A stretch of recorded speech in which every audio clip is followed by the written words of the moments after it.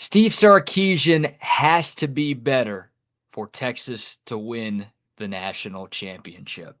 Hell, Steve Sarkisian has to be better for Texas to get to the national championship.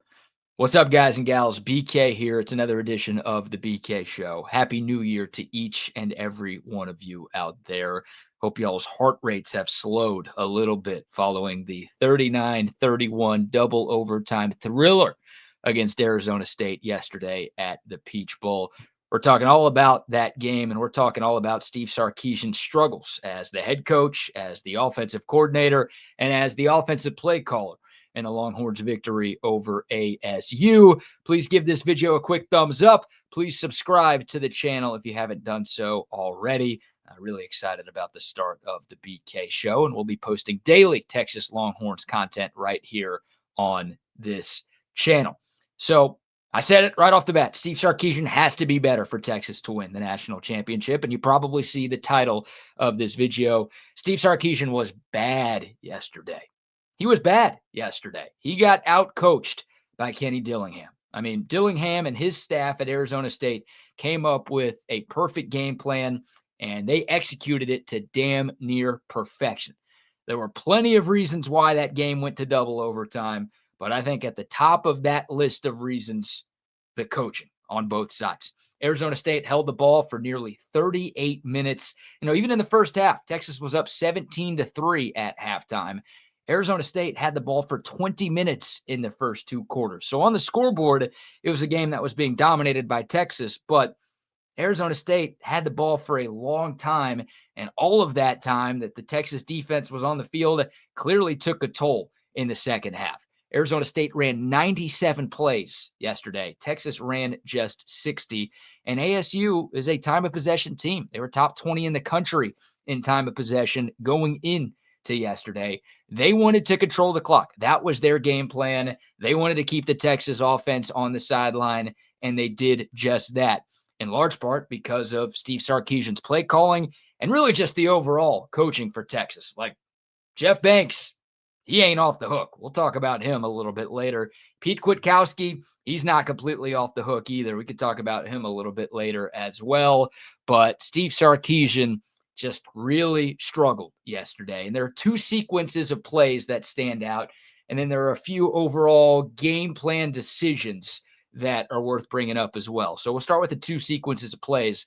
The first one, in the fourth quarter, Arizona State scores to cut the deficit from 24-8 to 24-16. Texas gets the ball back with 6 minutes and 29 seconds left. And my mind immediately goes back to College Station, and it goes back to Fayetteville, and it goes back to the game in Austin against Kentucky, to where Texas in the fourth quarter got the football and just ran out the clock. I mean, they basically told A&M, Arkansas, and Kentucky that they were going to run the football in every single play. And, hey, sorry, there's nothing you guys can do to stop it. We're going to run it right down your throat. We're going to put this game on ice, and we're going to be celebrating a victory here. I thought Texas was going to do that. And even Joe Tessitore, oh boy, don't even get me started with that television broadcast crew yesterday. My goodness. Even Joe Tessitore, to his credit, basically said, this is Trey Wisner time. I think we all thought it was going to be Trey Wisner time. Texas gets the ball back on first down. They hand it off to Trey Wisner. Picks up 6 yards. That is a successful first down run. And I'm thinking, all right, here we go. Texas might run out the final 6.5 minutes off this clock. Arizona State might not even get the ball back. Texas is going to win this game 24-16. After that first play, I'm thinking, yeah, that's the plan right there. And Texas has been pretty good at doing that all season long. Well, instead of running it again after picking up 6 yards on first down, what does Texas do on second down? They throw it 50 yards down the field, and it leads to an interception. Why? Now, some of that goes on Quinn. Quinn can't throw that football there. It's not like there was one receiver running a route and Quinn had to throw it to Isaiah Bond deep down the middle of the field. But why even call that play in the first place? You just ran it for 6 yards. Why not run it again?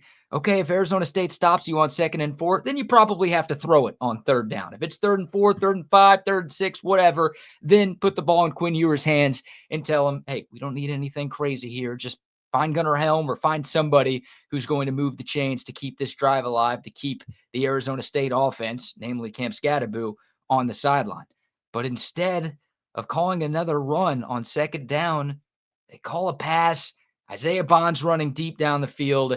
Quinn Ewers throws it. He shouldn't have thrown it, so he's got to wear some of the blame for that play too, and it's intercepted. So a horrible decision right there for Steve Sarkisian on a drive where Texas really could have put the game away. That's sequence number one. Sequence number two, also in the fourth quarter, a little bit later in the game. At this point, it's 24-all.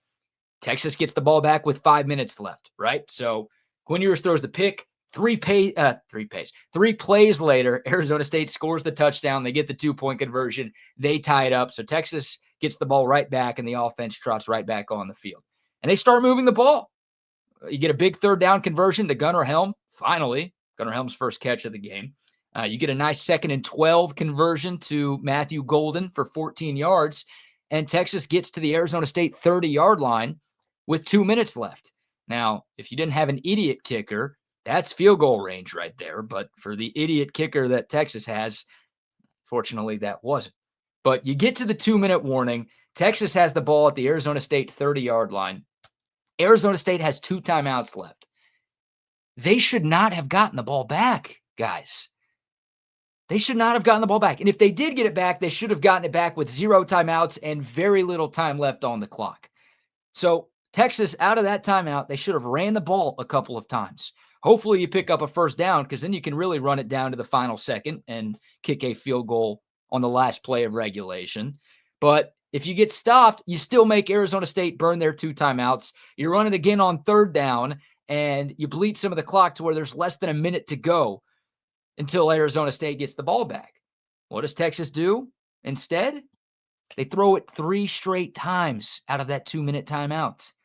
2 incompletions on first and second down, and then they drop back to throw it on third down, and Quinn Ewers ended up running. Smart play by him to not throw it away.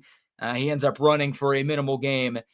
Arizona State only has to use 1 timeout, and Texas kicks the ball with 1:44 left. Those 3 plays after the 2-minute warning took 16 seconds, and Arizona State got the ball back with plenty of time left and with a timeout. If Texas handles that situation better, no one's talking about a Michael Taft targeting call, because that play never happens. That play never should have happened. Steve Sarkisian in both of those sequences went brain dead. I mean, inexplicably bad decision-making by Sark on both of those plays. So those were bad. And then just the overall miscues, right? I mentioned 2 sequences of plays, and then I mentioned just some overall thoughts on the coaching itself. Look, you got to hold Sark at least partially accountable for the fact that Texas had 10 penalties in that game. I mean, the Longhorns have been one of the most penalized teams in America this year. They only had 2 against Clemson. Look, this video is not Sark sucks. He can't get the job done ever in big games. The Clemson game was a big game. Thought Steve Sarkisian had a great game plan. And I thought Texas looked pretty well coached in that game, especially on offense, which is Sark's side of the football.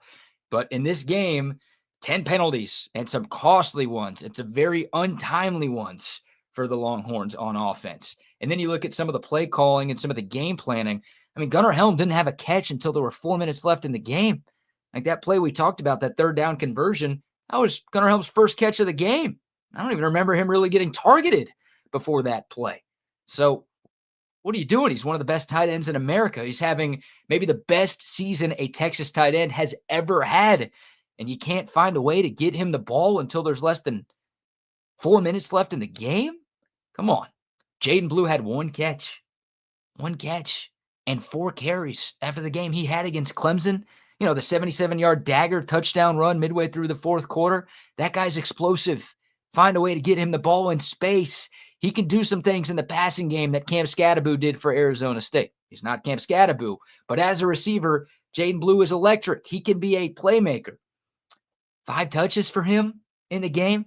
And because the Texas run game wasn't working, I thought whether it was Wisner or Blue, I thought Sark should have made more of an emphasis on put more of an emphasis on getting the ball to his running backs in the passing game. Wisner and Blue are too good to not be getting the ball through the air. So I didn't like that at all. I thought the running back should have been more involved. I thought we should have seen Arch Manning. This is not a shot at Quinn Ewers. I thought Quinn played a hell of a game, but because Texas couldn't run the football, why not bring in your mobile quarterback to see if he can create a spark in the run game? I'm not saying for a whole drive. I'm saying for a play or two here or there. See if you can get something going in your run game that averaged less than 2 yards per carry by putting Arch Manning in the game for a few snaps. And Steve Sarkisian, going into the locker room at halftime, talked about how he wanted to establish the ground game in half number 2. First play of the second half, a play action pass. Quinn Ewers gets sacked. Texas goes 3 and out because that drive gets killed. What was that about? You want to establish the run game by not running the football? I thought that was weird. And oh, by the way, one more for you here. The safety play in the third quarter. Texas got the ball back after the goal line stand, and they had it obviously backed up against their own goal line. Shotgun run.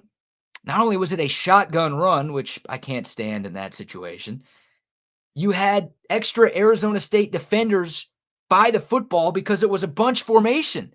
And you're asking Matthew Golden, who was awesome yesterday, but you're asking a undersized wide receiver to block Shamari Simmons, who's already pissed because he couldn't play in the first half because of the targeting suspension from the Big 12 championship game. That guy's one of the best defensive backs in the Big 12. That guy is a heat-seeking missile. You're asking a wide receiver to block that guy? What are you doing, Sark? Spread it out a little bit so Arizona State can't have 9, 10, 11 guys in the box on that play. What was that? That's not even hindsight to me. That's like looking at that formation before the ball was snapped. I'm wondering, this better be some sort of pass here, because if they're going to try to run it into this box, it might not go well.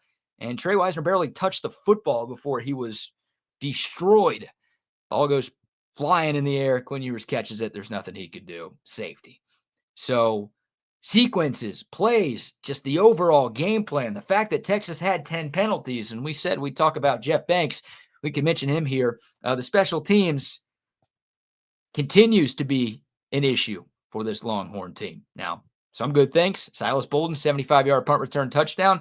I don't know how much credit I want to give Jeff Banks for that, because Silas Bolden was an elite punt returner at Oregon State before he got to Texas, but it happened. Texas also had a blocked field goal in the game, so that was good on the special teams. It wasn't all bad. There was too much bad.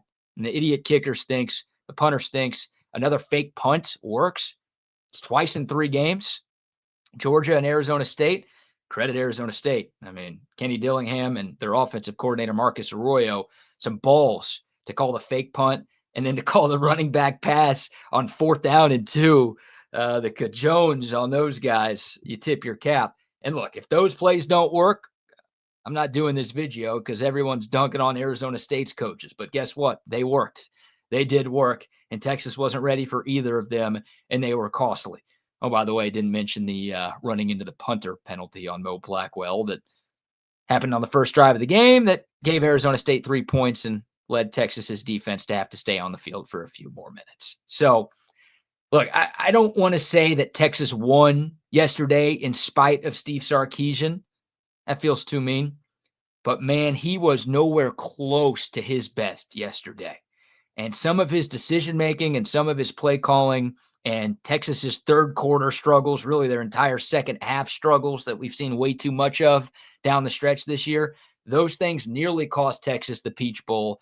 And if Sark doesn't come in with a better game plan and he isn't ready to make in-game adjustments next Friday against Ohio State, then the Longhorn season is going to come to an end at Jerry World 1 week from tomorrow.